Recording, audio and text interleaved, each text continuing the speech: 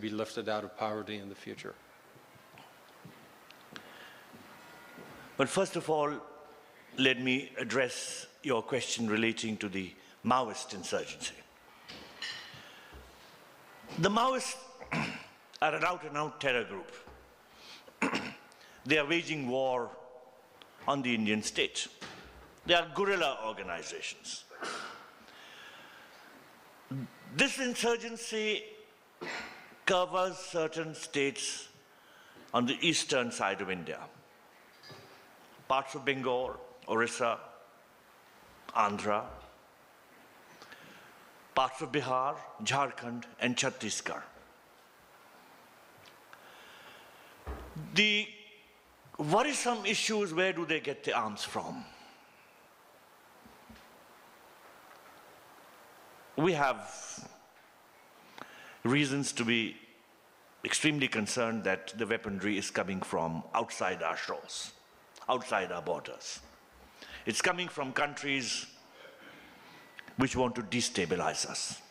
I do not want to use this forum to point fingers at any particular country, but let me say that our security agencies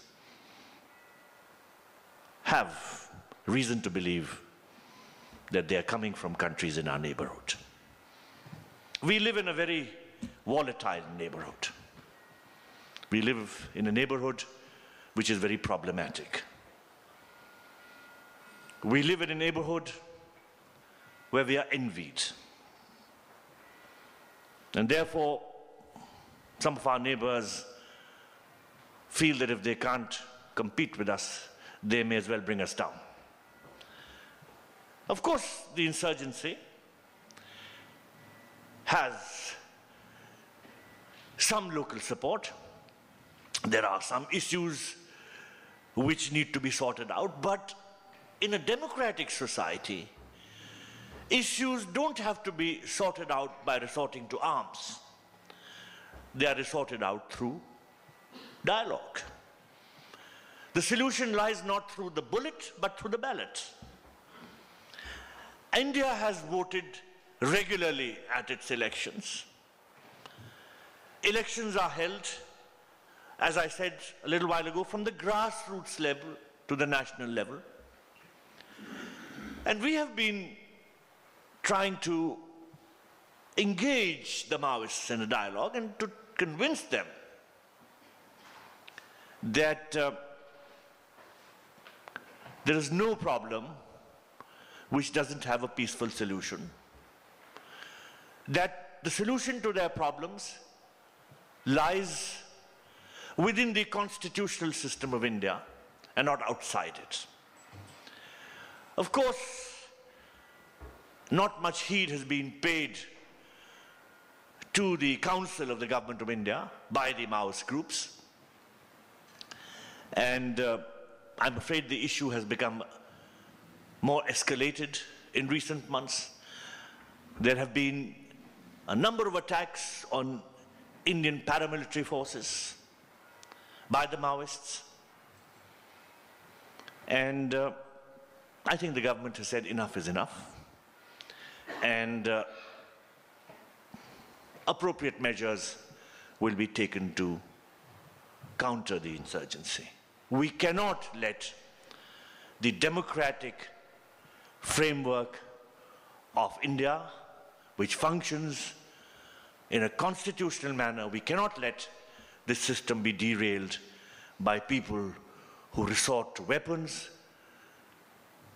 very often at the bidding of foreign powers.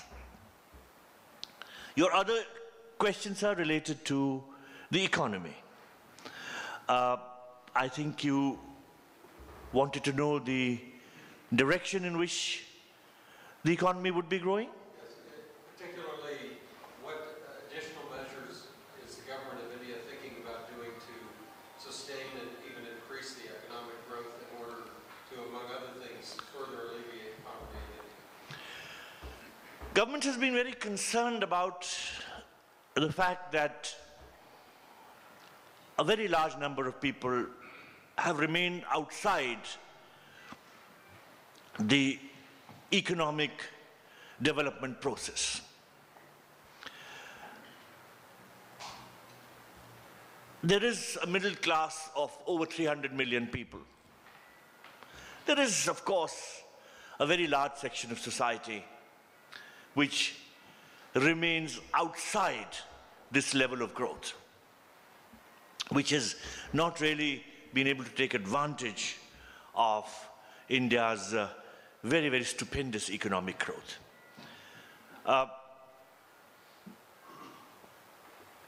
There is an effort to reach out to them.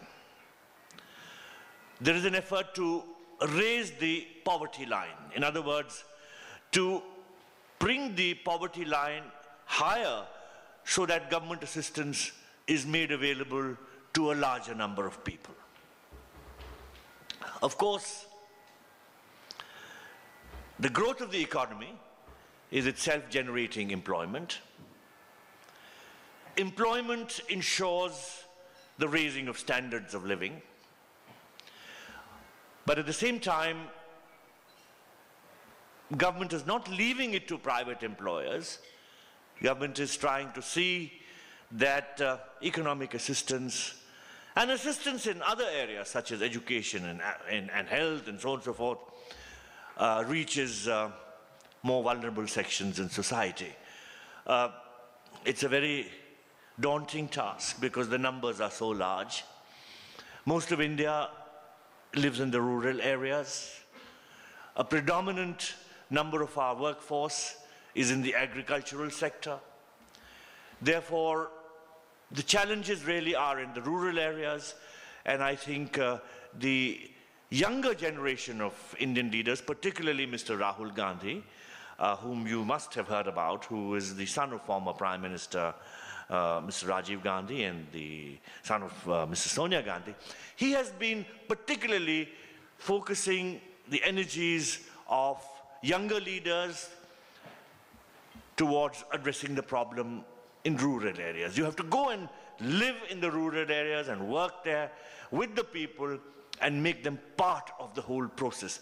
I think the effort of India, after having achieved a 9% growth or whatever, and now still managing to achieve 8.5, is to see that more and more benefits reach people who are really the vulnerable sections of society.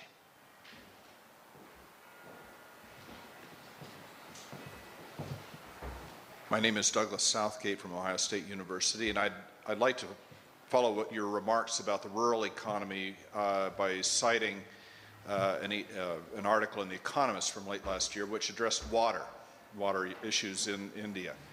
Agriculture accounts for something like 85% of total water withdrawals in India, and withdrawals are very high relative to available resources.